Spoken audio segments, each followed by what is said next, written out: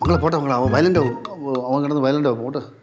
ബാക്കി കഥ പറയാണ്ട് പോവാ. ആ എനിക്ക് 2-3 കൺഫ്യൂഷൻ ഒക്കെ. നീ കഥ മൊത്തം കേട്ടിട്ട് എൻ്റെ അടുത്തല്ലേ എഴുതിക്കൊണ്ടുവരുന്നത്? അതെ. അപ്പൊ ഞാൻ ബാക്കി അപ്പൊ കേട്ടോളാം. എന്താ കൊച്ചാ പുച്ഛം? ഒന്നുമില്ല ബാലച്ച. അച്ഛൻ ബാക്കി കഥ പറയാ.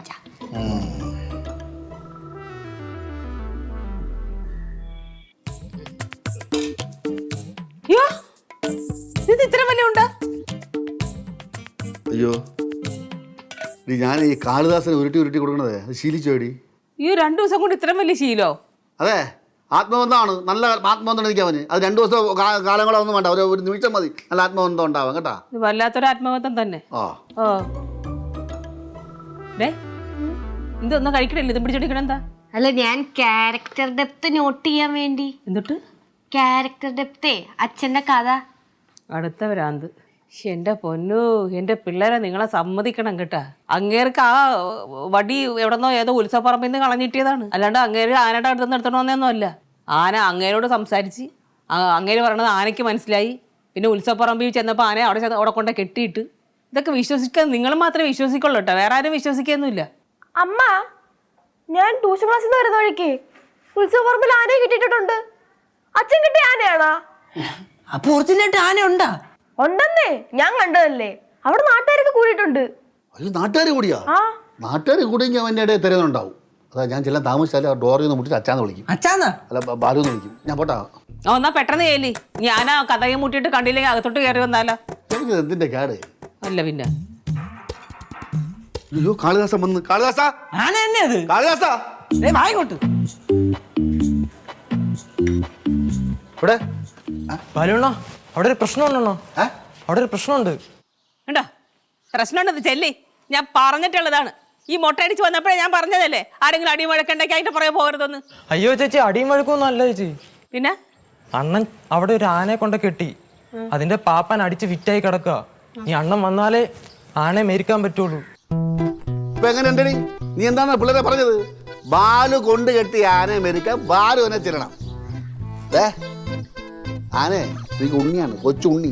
അതിന്റെ കൊമ്പിൽ ഞാൻ ഊഞ്ഞാലാടും, തുമ്പിക്കൈ കിടന്ന് ഉറങ്ങും, എടുത്തിട്ട് അമ്മാനമാടും. ഉണ്ണിയാണ്ടി ബാലു, കൊച്ചു ഉണ്ണിയാന. അണ്ണാ സംസാരിച്ച് സമയം കളയാനില്ല, അവിടെ വലിയ പ്രശ്നം നടക്കുക. മകളെ തോട്ടിയെടുത്തോടാ. ഞാൻ എടുത്തോണ്ട് വരാം. ഇനിയിപ്പൊ ആന ചെല്ലണം, മെരിക്കണം, എനിക്ക് വയ്യ.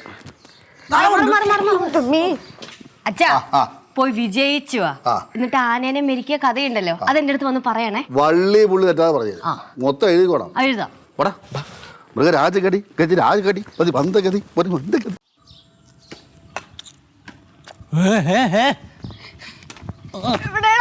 കണ്ണു കാണാണല്ലോ. ഞങ്ങൾക്ക് എന്താ കാണാൻ കളിക്കാൻ പറ്റുമോ? തരാം. അച്ഛൻ വിളിച്ചായിരുന്നു നിങ്ങളെ? അച്ഛൻ വിളിച്ചില്ലല്ലോ.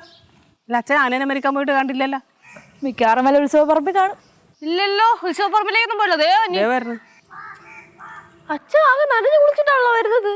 ശരിയാണല്ലോ. ഇതൊന്നും നനഞ്ഞിരിക്കണത്?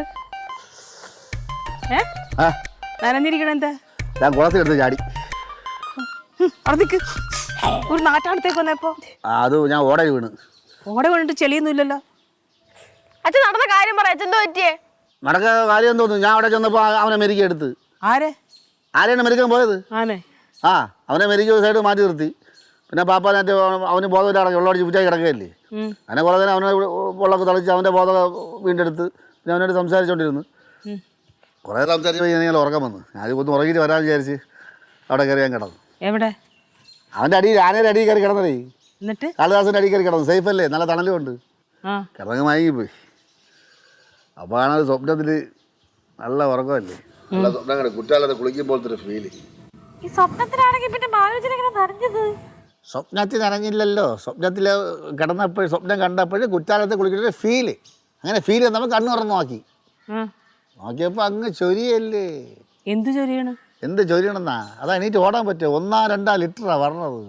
എന്ത് പറഞ്ഞ കാര്യം പറയണത്? ഇനി കാളിദാസ മൂത്രം ഒഴിച്ചെന്ന്. എണീറ്റ് ഓടാൻ പറ്റൂ? എന്ന് കിടന്നുണ്ടെങ്കിൽ മൊത്തം അങ്ങ് നനഞ്ഞ് എല്ലാവരും ഞാൻ തോന്നുന്നു. ഒരടി പുറകോട്ട് നീ കിടന്നെങ്കിൽ മൂത്ത് മൈലാഞ്ചി ഇട്ടനെ. മൈലാഞ്ചി? ആന പിണ്ടോട്ടനേന്ന്.